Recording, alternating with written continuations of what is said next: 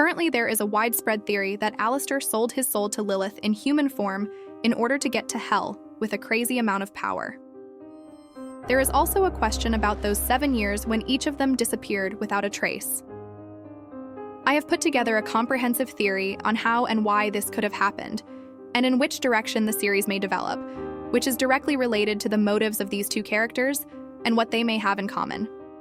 Let's start with Alastor's side. Alastor grew up in the heart of American Southern Gothic myths, where stories of crossroad demons, voodoo, and creatures in the forests and swamps were rampant.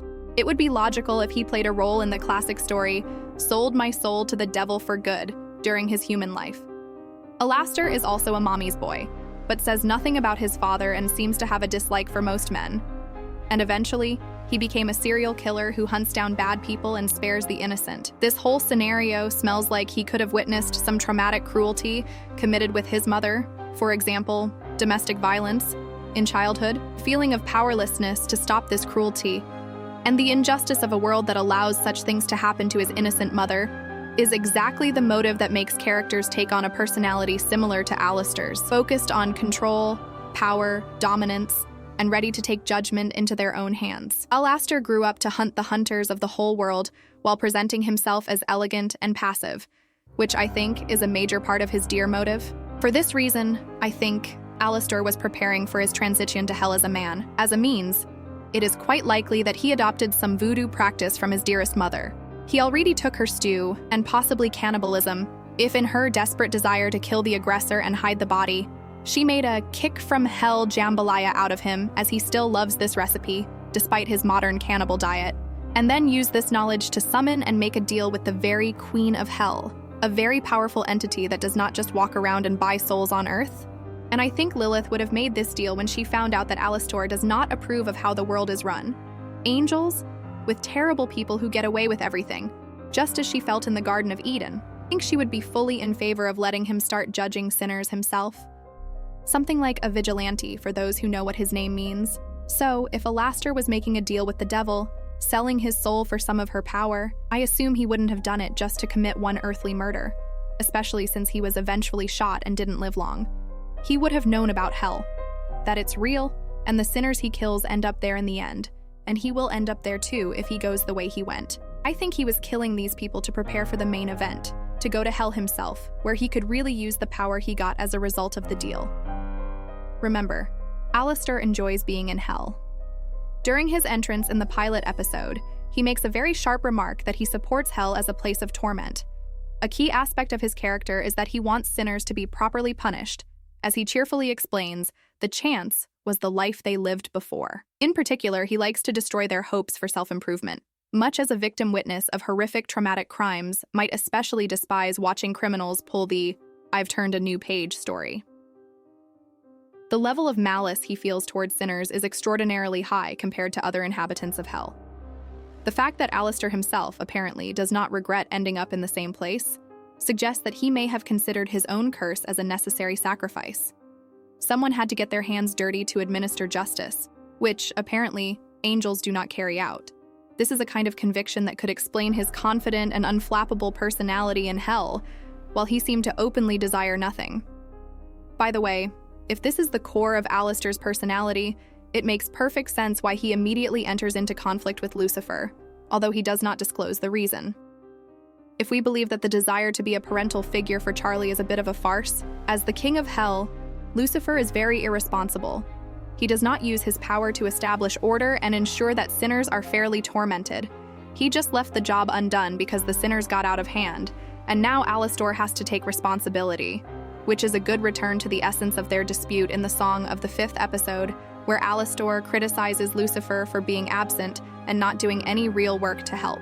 This brings us to Alastor's motive. Why does he do what he does, besides boredom? With the backstory described above, Alastor would have been very motivated, even while on Earth, to start working on hunting and punishing the rulers in hell, those who embody ancient evil and the status quo they imposed. They were untouchable sinners, standing at the top of the heap, and he not only took their power, he made sure their pain was passed on. I assume that the special power that Lilith endowed Alastor with was most likely something unique, possibly sound-oriented. considering her music and his radio experience, not brute force. An unforeseen tool that could put pressure on sinners, even as powerful as the rulers. Either that, or perhaps he learned to make soul deals in life thanks to his knowledge of voodoo, as making deals turns out to be not something every sinner is capable of. He could well have been busy making soul deals with other people, for example, with his victims, while he was on Earth, and that's why he manifested with excessive power. And finally, we learned that Alastor did not torment and overthrow his ruler. Husk was one of them, and we see that he is quite a decent and caring person, and Alastor kept him close. In fact, all the rulers with whom Alastor was on good terms behave reasonably or possess redeeming qualities, such as protecting Carmilla, except for V, whom he is clearly preparing to punish. I think these boundaries that he draws in relation to who is punished, and the fact that the application of this punishment seems to be his only consistent activity, point to the idea that his true motive is to administer justice in an unjust, hellish landscape, as was supposed earlier. This would make his character consistent, convinced, and strong, and it's something he can easily hide and misdirect behind his persona so that no one in hell gets hooked. So, if Alastor feels that his true calling is to commit some cosmic revenge, I think his participation in the hotel is something more than just watching to make sure sinners don't correct themselves and evade deserved punishment. If he, like Charlie, already has a belief that the system is unfair, especially if he developed this ideology during his stay on Earth, then the hotel would also be his only window to the angels, where he could take a hammer to their crumpled rules. It is quite possible that he has a personal interest in correcting the system if he believes that it has sent any souls, good or bad, not where they should be. And if he manages to fix it, it is quite possible that Alastor will eventually side with heaven and want the true monsters of the world to still suffer.